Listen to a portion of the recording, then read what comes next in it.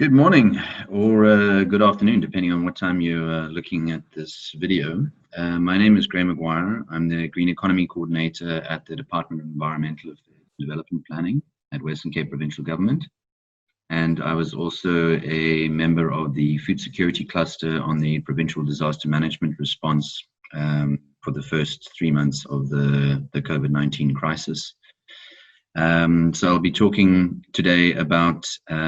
food in crisis and how that has affected the COVID crisis in particular, how that has affected food security in the Western Cape with a particular focus on Cape Town.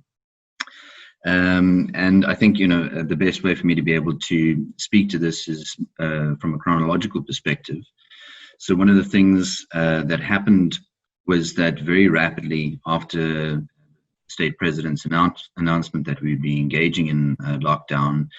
it became very apparent to myself and a number of my colleagues that one of the things that we could anticipate would be, first off, massive job losses on an immediate basis, particularly for people who are working in interpersonal environments and people with poor job security. So people like domestics, gardeners, waiting staff, people in hospitality, obviously the taxi industry as well, given the loss of mobility that people were anticipated to have. And we knew that that was going to obviously then result in a whole lot of hungry mouths to feed. So we were very concerned about that initially, but very rapidly that also got exacerbated by the fact that there was a large amount of panic buying that started to come in. And with that panic buying, what we were also seeing is that we were seeing that there was a lot of price fixing going on, and even in cases where it wasn't price fixing, where there were very rapid price increases up to 30% on the normal price on many of our basic and staple goods. And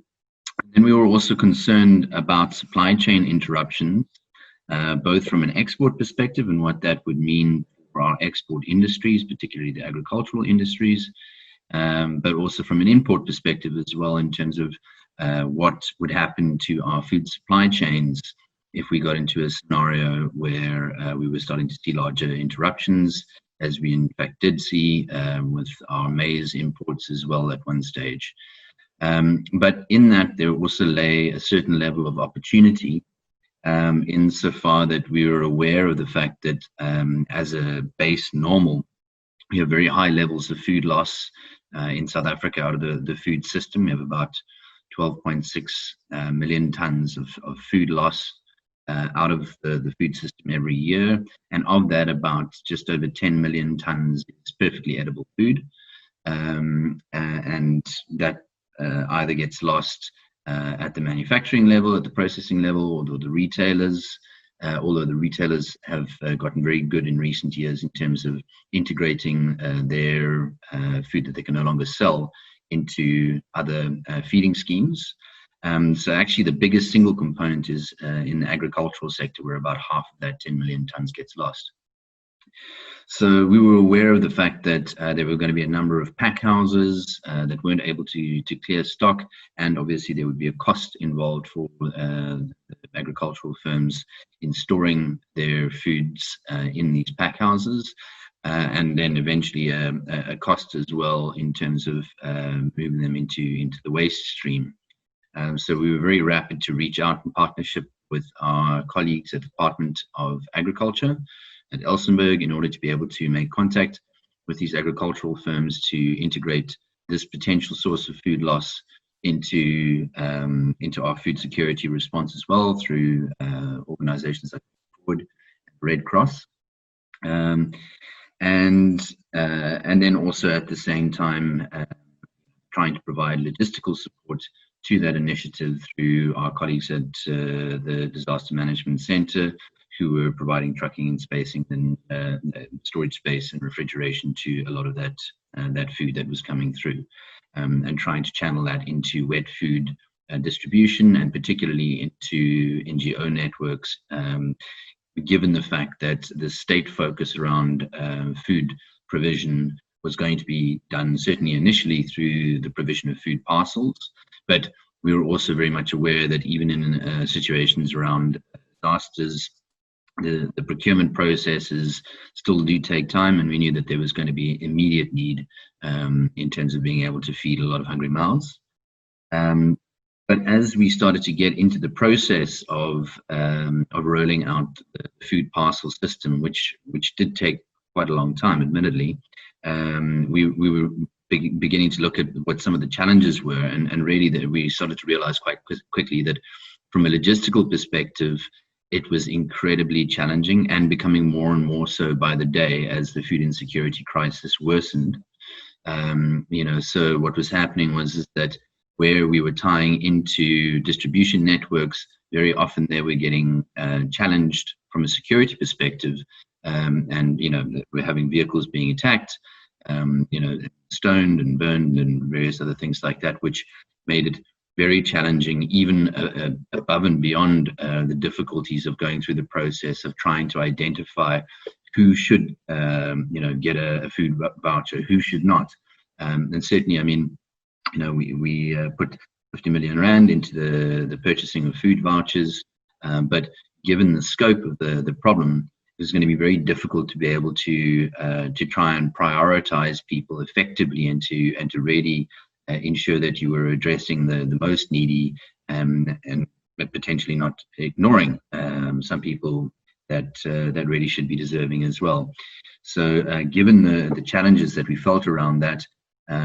we started to come up with an alternative system design. We developed a food voucher system that was also designed to be able to integrate the spaza store system into food distribution, because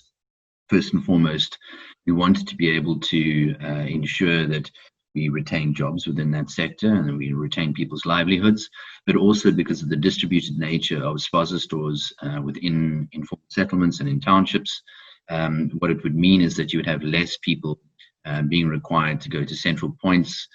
which would obviously be high vector areas for disease transmission, and similarly also having to access public transport in order to be able to get to the major retail centers. So we worked in partnership with a group called Flash, and some other partners, Y Group and Gazang, and we developed this voucher called the Co-Care voucher, which we trialed in series in the 1st of April. And we were able to determine that was in fact a functioning system. But one of the big concerns that we had from our side was that we were putting all of our budget from a provincial disaster response perspective into the health response. So, I mean, for example, presently oxygen provision is costing Western Cape government 300,000 rand a day. And we need that because, without that, obviously, people are dying. So if we were to try and finance a project like that, where the scope of that, we crunched the numbers on how many people are likely to be pushed into severe food insecurity as a result of the COVID outbreak and the lockdown. It could be as many as 3 million people across the province, and without national level funding in order to be able to carry that, that simply it's not viable as a province for us to be able to roll that out on a consistent basis. So what we ended up doing is that we ended up converting that system into a private sector solution, and it's an ongoing solution now. You can visit the website, thecocarevoucher.org. And certainly it's one of those things that we're hoping, as time goes along and national government starts to open up financial resources to provinces to deal with issues around food security in particular, we're hoping that can be part of our longer term food security response, because it is something that is deployable. It's a cell phone based system. You can use a dumb phone in order to be able to access the voucher system, and it eliminates many of the challenges that we're seeing from a physical food parcel perspective. Lastly, I think the other big thing that came out in terms of a longer term approach for us from a provincial government perspective has been that we're definitely going to need to see sustained food aid going on, and that's going to take all forms, in the form of wet food, feeding schemes through our school partners, But it's also going to need to take the form of an urban agricultural push as well. As it stands, we have about 2,000 small-scale farmers in the city of Cape Town Metro alone, and we definitely see the value in being able to provide additional support to small-scale farmers, so that and to households, so that they're able to set up home gardens and able to supplement their nutritional requirements through the production of their own food. Because the reality is that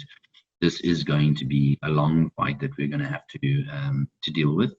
and the response on COVID it will take a year or 2 or 3. So we really need to do the best we can in order to be able to both generate livelihoods, but also at the same time empower people to create their own food solutions. Thank you.